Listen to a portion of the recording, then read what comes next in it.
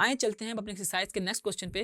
जो कि हमारा क्वेश्चन नंबर 13 है। Describe 4 safety measures that should be taken in connection with the house hold circuits. अभी हमने इससे लास्ट क्वेश्चन में कुछ हैजर्ड्स ऑफ इलेक्ट्रिसिटी देखे थे, अब हम उनके प्रिकॉशनरी मेजर्स देख रहे हैं कि क्या क्या उसके सेफ्टी मेजर्स हैं। सबसे पहले है कि ऑलवेज यूज सर्किट ब्रेकर और फ्यूज। उसकी वजह यही है कि जो सर्किट ब्रेकर और फ्यूज है ना, वो ऑटोमेटिकली डिस्कनेक्ट हो जाते हैं, क्योंकि वो लाइव वायर के साथ कनेक्ट होते हैं, और जो इनको पता चलता है कि रेटिंग से ज़्यादा अमाउंट में हमारे साथ करंट ड्राइव हो रहा है, तो वो डिस्कनेक्ट हो जाते हैं।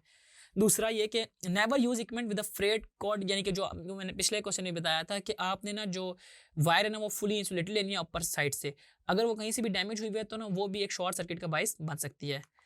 तीसरा पॉइंट में यह है कि if you are working on any receptacle at your home then always turns off the mains, कि किसी भी अगर आप पॉइंट पे ना कोई भी काम कर रहे हैं तो आप ना उसको अगर चेंज कर रहे हैं तो आपको मेन को ऑफ करना है, बिकॉज क्योंकि it is a good idea to put a sign on the service panel so that nobody turn on the main switch by accident, कि उसके ऊपर ना आप कोई चिप वगैरह लगा दें, कोई स्टिकर लगा दें, कोई स्टिकी नोट लगा दें, जाके आपको पता हो कि हमारा मेन अभी ऑफ है या ऑन है, कौन सी चीज़ को हमने यूज़ करना है।